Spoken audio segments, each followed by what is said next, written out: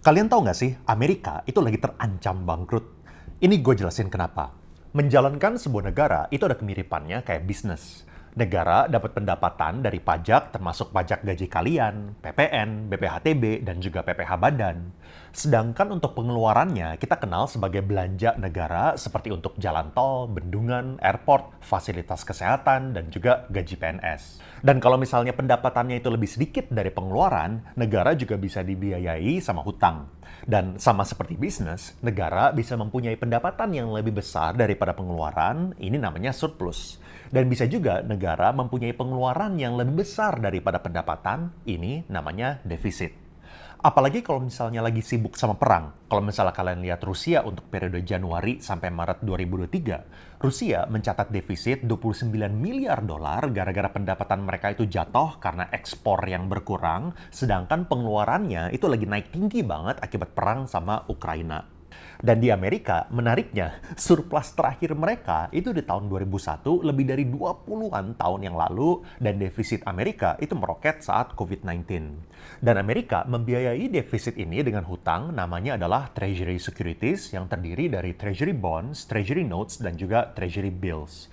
Bedanya itu cuma kapan dibayar, lalu jatuh temponya itu berapa lama, tapi cara kerjanya intinya itu sama semua. Intinya, kita itu bisa beli hutang negara, misalnya $1.000, negara itu bakal berikan kita bunga yang fix, lalu saat jatuh tempo, $1.000 ini bakal dikembalikan lagi.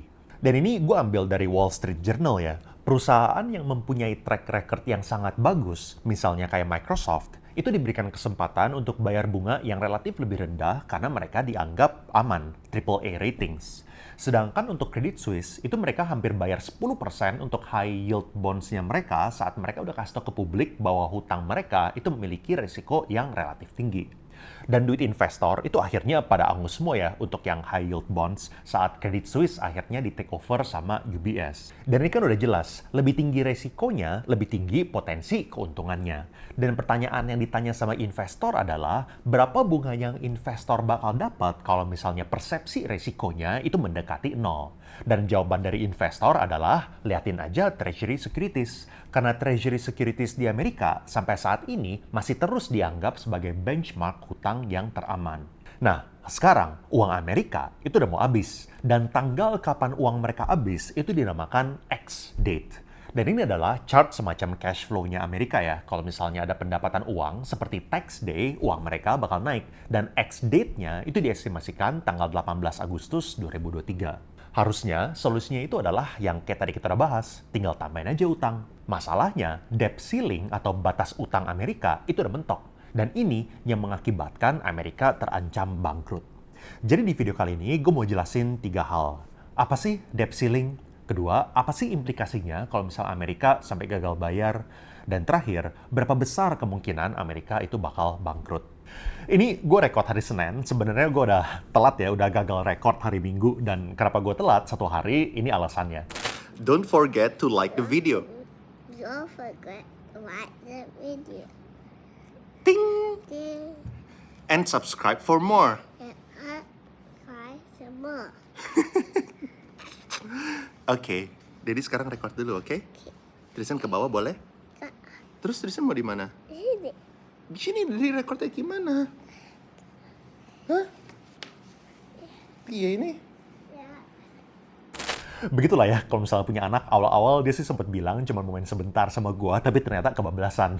Tapi itu kan keluarga. Keluarga harus selalu nomor 1, dan ini Instagram gue udah lampirin kalau misalnya kalian mau kepoin, dan juga jangan lupa buat like dan subscribe untuk terus berikan support sama channel ini.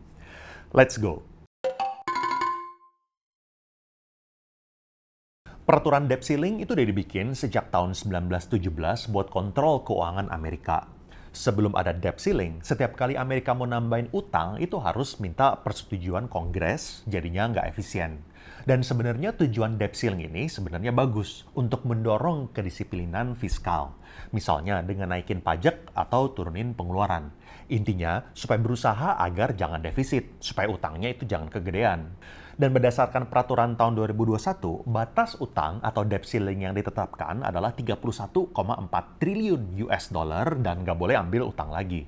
Dan saat ini, berapa utang nasional Amerika? $31,46 triliun. Jadi utang mereka udah mentok di batas maksimal debt ceiling. Dan jumlah utang ini itu setara dengan 123% PDB Amerika.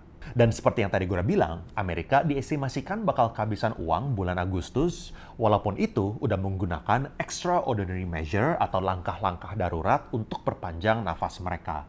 Dan ada juga yang khawatir kalau misalnya mereka bisa kehabisan duit lebih awal lagi, tanggal Juni 1. Apa yang terjadi kalau misalnya debt ceiling-nya itu nggak naik? Menurut gue, ini implikasinya pasti sangat-sangat masif sampai kerasa ke seluruh dunia. Dan inti dari kekacauan ini adalah instrumen investasi yang dianggap teraman di dunia ternyata bisa gagal. Rating Treasury Securities di Amerika itu bakal turun, dan tadi formulanya kita udah tahu. Kalau misalnya resikonya naik, harus dikompensasikan dengan return yang lebih tinggi. Artinya, biaya hutang itu jadinya lebih mahal dan suku bunga itu jadinya naik semua. Moody's melihat ada 5 potensi yang akan terjadi. Clean debt limit, payment prioritization, prolonged breach, constitutional crisis, dan juga House Republican plan. Gue jelasin 3 aja.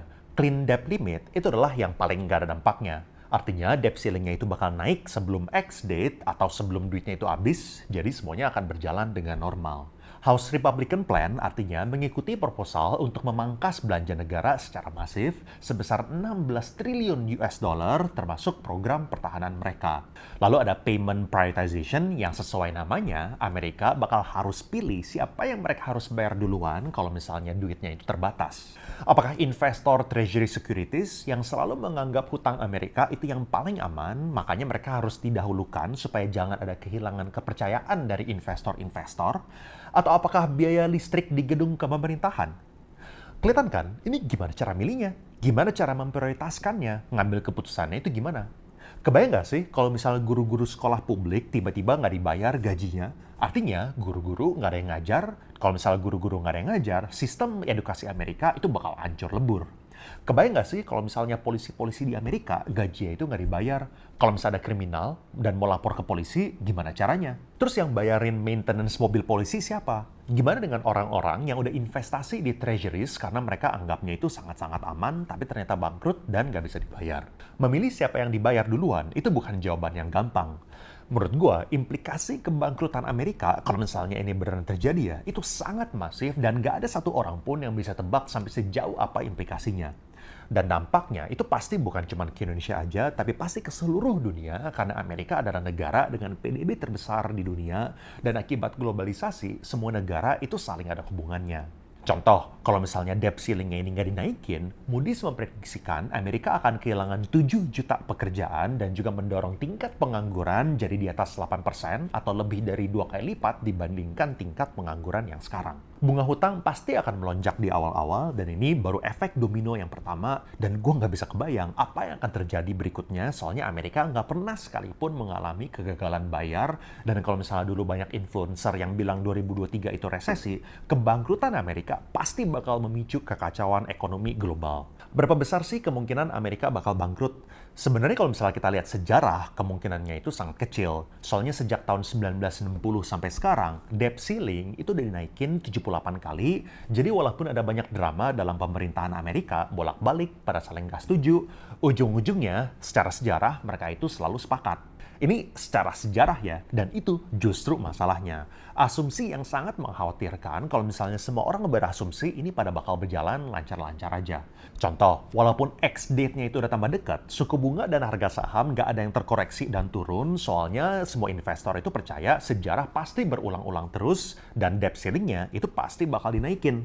Jadi walaupun pada udah tahu betapa gawatnya kalau misalnya debt ceiling-nya itu nggak dinaikin, investor-investor itu pada udah kebal.